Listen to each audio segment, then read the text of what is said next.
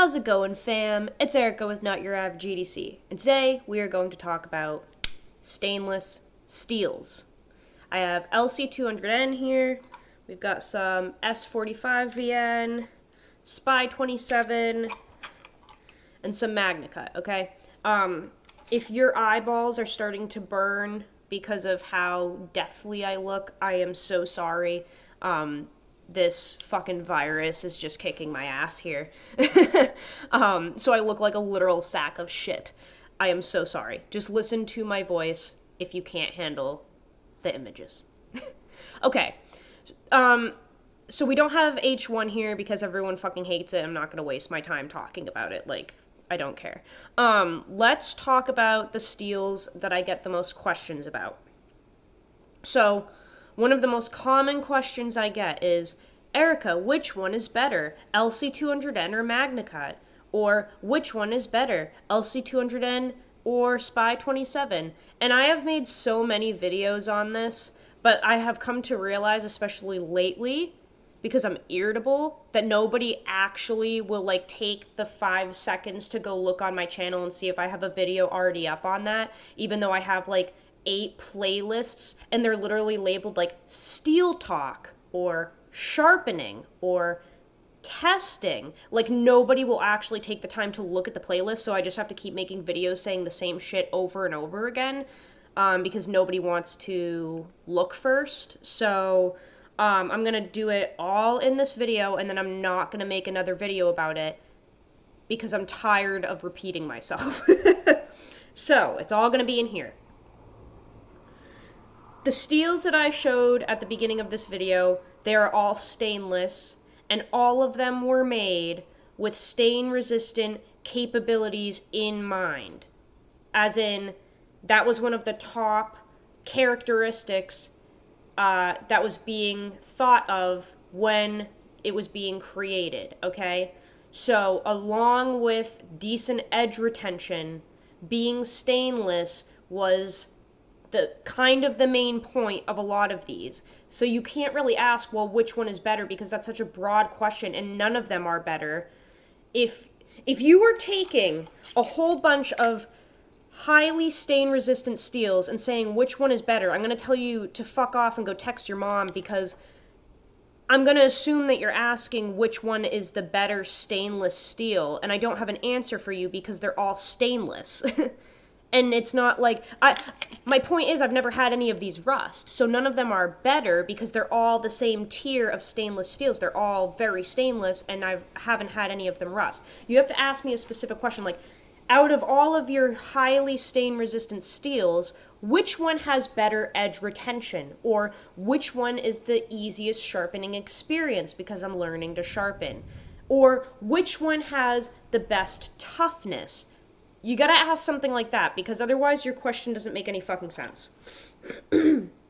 So, we're gonna go through each one, and I'm gonna kind of almost do like pros and cons of each one. And you, yes, you will have to make your own decision on which one you think will be best suited for you. Oh my god, here goes the text messages. Okay, let's start with LC200N. This is one of my favorite steels. I've made a whole bunch of videos on it. I've done sharpening videos. We all know about Spyderco's LC200N. It's from their salt line. It's literally meant to be thrown on a boat or thrown in salt water, and it shouldn't have any type of reaction at all. That is also my experience. So, already tested this. That whole video is on the channel. This is a very good steel for the average user. I'm not going to recommend this if you are intrigued by exotic steels, because this will not have the edge retention of, let's say, K390 or Rex 45 or something like that. However, if you are even asking me about LC200N edge retention in the first place, and you're claiming that you like exotic steels, you probably don't even know about those exotic ones in the first place anyway, and you're just going with what's trendy. So, LC200N has decent edge retention. I would compare it to a well-treated 154 cm. It's decent, and for the average user, it's going to be great. The sharpening experience that I had with this was phenomenal. Out of all of the steels that I have ever used and sharpened, LC200N is the best sharpening experience for me. The way it moves on the stones, whether it be DMT or Japanese Nanawa or something, whatever you use, the sharpening experience is really, really nice. And if you're looking for ease of sharpening with great feedback and really nice burr formation, LC200N is fantastic. It is. The toughness from my experience is also very good.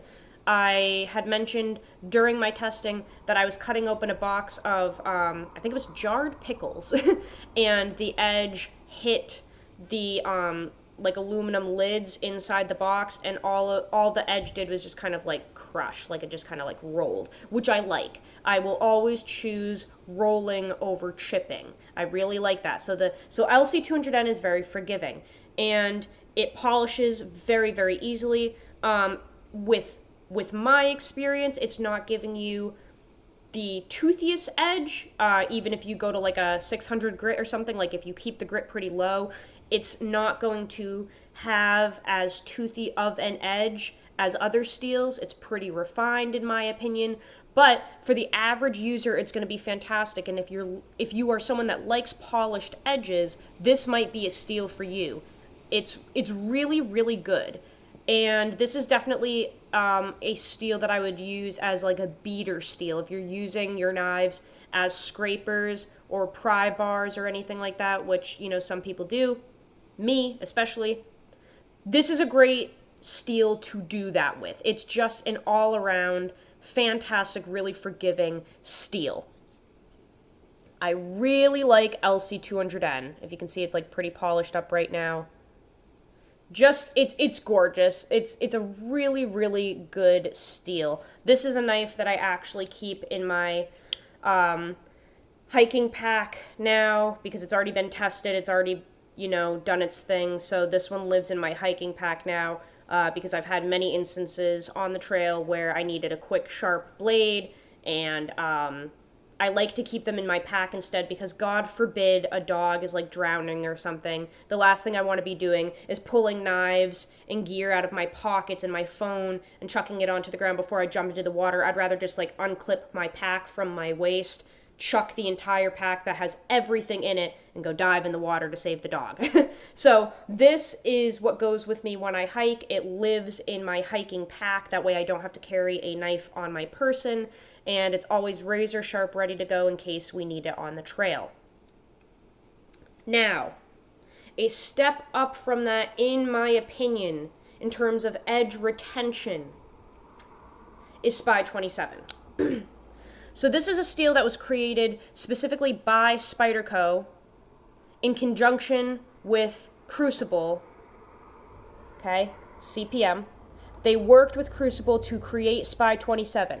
The goal of Spy27 was to create a steel very similar to S30V with an easier sharpening experience and to be less chippy, essentially. That is exactly what you get with Spy27. So again, like LC200N, very forgiving, tough, very tough. This is my second Spy27 blade. I have another one that's on a Native 5 lightweight model that lives in one of my hiking backpacks. If you can't tell, I have knives that live everywhere. Both of them have been phenomenal. Spy27 is, again, crazy stain resistant. I have never had it rust. This is a steel that I have tested for a month and used extensively, left in produce juices, etc., etc. It's just incredible. And I do believe that not only does this have better edge retention, but it takes a better toothy edge than LC200N. I will never be able to get LC200N to the toothiness level of Spy27. This is a steel that I can put on a 600 grit DMT and bring a lot of tooth out in it, just like S30V, but it's not as chippy and it's way easier to sharpen, as in it takes half the time from S30V, and S30V is already really easy to sharpen. This is a matter of like seconds, guys. Super easy to strop back, super easy to fix on a ceramic rod quickly, and it still keeps more bite than LC200N. So this is a step up from this, 100% in my opinion. I really like Spy27. I really enjoy the bite that you can bring out. This one, I just adore. I feel that, especially when it's ground thin and flat like this, it just has really great capabilities. And I'm trying to recall who started doing videos on Spy27, but they were kind of like shitting on it a little bit and saying that it's like kind of useless. So, going into testing my Spy27, I was kind of wondering what the point of even creating it was, if it was, essentially just another S30V. But in my testing, which this is all recorded and it's all on my playlists, I found that I think Spy27 really actually does have a spot in my steel lineup just because of it being super stainless and having a type of refinement that I like, where it's not too refined, but you have a lot of options with how you can sharpen this, essentially. You can polish it up if you want, or you can leave it toothy, and I really like that flexibility because, especially where I am continuously learning on my freehand journey, I really like messing around with polishing and then doing really gritty edges and then doing semi-polished, and this is just one of those steels that you can totally learn with, but it also is super capable while you're learning. So I really enjoy Spy27. I feel that it is, in terms of edge retention, a step up from LC200N. Then, a step further than that, I would say, is S45VN.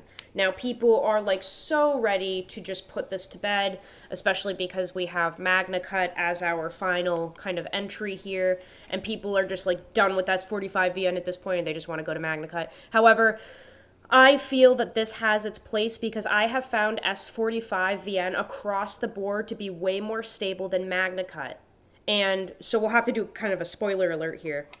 MagnaCut, you have to do it right or don't fucking do it at all, okay? I can literally bend this edge in MagnaCut with my fucking fingernail because it is treated like dog shit. Sorry, Hogue. Sorry to whoever likes this. I'm sorry, but I can literally do that, and that's because this is treated soft like baby shit, okay?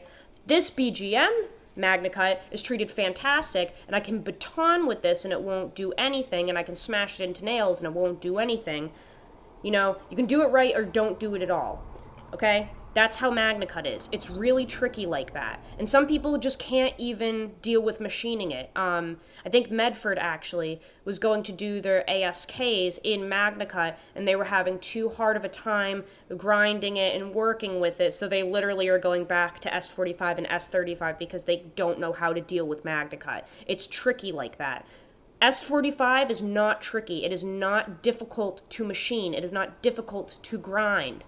It's hard to mess up. It's a very well done steel. And this is a steel that Chris Reeve himself had a hand in making. He was the one that did, the S30V progression and the S35VN progression and then the S45. And, this is, in my opinion, a very valid steel with really good toughness, edge retention, stainless capabilities, all that stuff, and people just don't want to talk about it anymore because they want MagnaCut to be king. So, with my experience of S45VN from all different companies, Spyderco and Chris Reeve, etc., and Bark River, across the board it has been fantastic. It has very good edge retention, very good toughness, as in, I literally took this exact Sabenza here and batoned it through kiln-dried firewood on my channel. That video is up, and I was still able to, curl little tiny feather sticks with it after, and it didn't have a single nick or anything. And if you want to sit there and say, well, that shouldn't have damaged the edge anyway, because wood is soft, it was it was kiln dried, it was fairly hard wood, and I have rolled edges doing that same thing on other knives, even fixed blades. And let me remind you, I can roll this edge with my fingernail, okay? Batoning is not easy work for all knives, and it can damage them. So for me to throw this through a batoning session and have it unscathed with 0 edge damage, that to me is impressive. If it's not to you, fuck you. So this is a very, very good steel, especially when it's convex. It's just crazy, crazy stable and tough. But even if it's not convex, still fantastic. Great edge retention. Another steel where you can do a toothy edge or a polished edge. It has a lot of flexibility there, and it is extremely corrosion resistant, stain resistant, rust proof, whatever you want to call it. So, in my experience, S45VN is a step up from these two. I really actually enjoy it. It's a fantastic EDC steel, and it has the same stainless capabilities of all of the ones in this lineup, but there's no room for error, really, it seems. I've tested it from all different companies, and it seems the most stable out of all of them. You can kind of get it from any company, and it seems to be pretty darn good, which I really like, because it's not like you have to dedicate yourself to getting Chris Reeve $500 S45VN. You can get it from kind of any company, it seems, and it should be very good, and it should perform very well. It's very easy to sharpen, very easy to strop. It's a very stable steel. I really, really enjoy it. And then the last one in our lineup is MagnaCut. And this one is really tricky for me to put at the top because, like I said, if it's done incorrectly, it's shit. It is absolute shit. I have had shit MagnaCut from BGM. I have had shit MagnaCut from Hogue. And then I have had really good MagnaCut from BGM. I've kind of been all over the spectrum here with the MagnaCut. It's really hit or miss, and companies are having a difficult time getting it right. However, if they do it right, it is one of the best steels I've ever used. So when John from BGM Knives first started using MagnaCut, he was just treating it too low. End of story. We have an entire series on that. That knife is no longer with me. And then he upped his treat a little bit. They are now coming in at, I believe, 62.5 to 63.5. Decent enough for me. This is a knife that I fully tested in MagnaCut from John.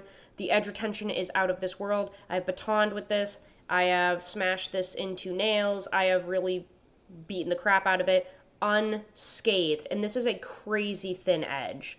Like crazy thin. But that's one of the main points of MagnaCut, is it's supposed to be really, really tough, and you should be able to grind it super thin and treat it super high and still have it like blow everything else out of the water. So when it's done right, it's phenomenal. This is my favorite steel, 100%, when it's done correctly.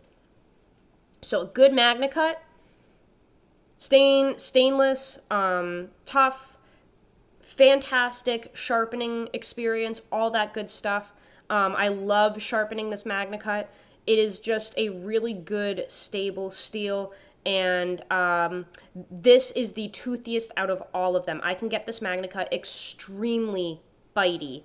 You can also polish it if you want, but I find that it takes a fantastic 600 grit DMT edge, and it will hold it forever, and it's just, if I can recommend a custom done MagnaCut to you, please try it. It's really, really good. And not even necessarily from BGM Knives. Like, just get it from anywhere that's doing like a custom heat treat or treating it high. You know what I'm saying? Like, it has to be treated high. You cannot put it at 58 and expect it to have fantastic edge retention. It's just not. That's not unlocking the capabilities. But the bad thing about it is that it's so hit or miss, because I have this Deca here in MagnaCut, and it's a piece of shit. So this is the one that I sent to Jared Neves that he tested. He sharpened it a whole bunch. At the end of his testing, he said it was good. He just said it was like good. It's not great. It's not anything other than just good. Theirs is coming in at 60 to 63. and it's shit. So this knife is the one that I did the root cutting with. Now, in my opinion, cutting a root is really not that crazy. It's a little abrasive because there's some dirt and soil and stuff, but I've done it with other knives that have literally come out unscathed that had a thinner edge geometry than this, okay? And this was like rolling all over the place during that. I was actually really surprised. And after I turned the camera off on that video, which is on the channel, I was playing around with the edge here, and I literally was able to push the edge and roll it with my fingernail. I can do it right now. I just fixed it yesterday, but I can do it right now. I can roll the edge with the pressure of my fingernail. That's how fucking soft it is. Now, before you start thinking, well, maybe the edge is too thin, like maybe Jared sharpened it too thin. No, he didn't, because I reached out to him, obviously. This is all testing data. And he said that before he sent this back to me, he actually made it a little thicker than when he tested it. So this edge is not even as thin as it was when Jared was testing it at his house. He was really surprised at the fact that I can roll this around with my fingernail. Now, did that happen, or did anything like that happen with his testing? I don't know. He didn't mention it on the video. He didn't mention anything. I don't know entirely what his testing entailed. All I know is that now the knife is here with me, and I can bend the edge with the pressure of my finger. So that to me means that this is soft and it's shit. Okay? And I really don't think it's Jared's edge. Jared is like a master sharpener. He knows what he's doing. I genuinely don't think it has anything to do with Jared's sharpening. I think this is just fucking soft. End of story. And it's not done well. So this steel is super finicky, and I think companies are having a hard time processing it, treating it, grinding it, putting edges on it. I think it's just a little tough, and people don't quite know what they're doing sometimes, and that's where you start to get, shit product. So this is absolutely a beater to me. This is a knife that I will, test on my own channel now that it's back, but I will tell you right now, I'm immediately not impressed with the Hogue MagnaCut. I think it's just garbage so far for me. But if you can get some good MagnaCut, really, it's something worth trying, and there are many companies doing it right. I've mentioned before that Tactile Knife Company, the Rockwall that I had in MagnaCut, that seemed very, very good. It did not come with a good edge at all, but when I put my own edge on it, it was actually super impressive. I ended up sending that back to the person that gifted it to me just because I felt that knife just wasn't quite for me, and I didn't really want to continue any further with it. Like, it just wasn't giving me the fizz. So I actually sent it back. But that MagnaCut was done very well in my opinion. And as long as you're treating it high, it seems good. So yeah, there is no like best. You can't just broadly ask what is the best steel. It really depends on what you're looking for out of your knife, because some people genuinely are looking for like intense edge retention, and some people are looking for kind of an all-around beater that they really just want stainless capabilities in because maybe they're working in really dirty, harsh environments, and they just want it to keep like a decent edge, but definitely to not like rust up on them. It's really dependent on what you're looking for.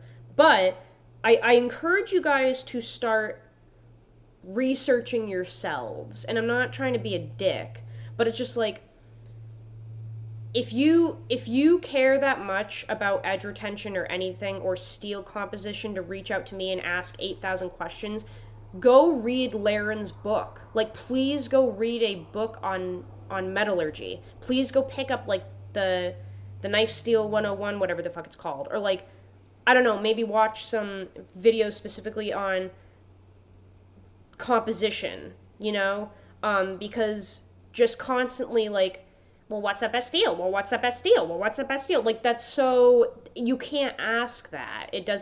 There is no best steel. It depends on what you need in your everyday life. So I just encourage you guys to do some research, maybe like check if people have playlists before you're just like parroting questions about what's the best steel, because that's such a trendy question. And if somebody answers that, if you say what is the best steel and somebody answers you, I guarantee they don't even know how to sharpen their own knives and they're being trendy. Like, I guarantee it, because there is no best steel, you know? There are way too many good ones. I could never pick. Like, if you were to ask me even what my favorite steel is, I genuinely don't think I can pick between, like, a well-done MagnaCut and K390 and Rex 45, you know? Like, those are... An M4, oh, they're all so good.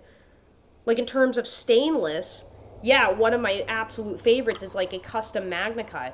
This knife right here is my favorite fixed blade, kind of like all around. Like, the BGM, mini spade, full flat ground, and MagnaCut is definitely one of my favorite EDC knives and culinary knives because it has so much to offer. But, like, I cannot pinpoint an absolute favorite number one and only steel, because that just doesn't exist for me. There are so many good ones out there with so many different build-ups. It's just hard to compare apples to oranges, you know what I'm saying? So those are all of the stainless steels that I can recommend to you to research, ranked, in my opinion, from the least capable in terms of edge retention to the most capable in terms of edge retention.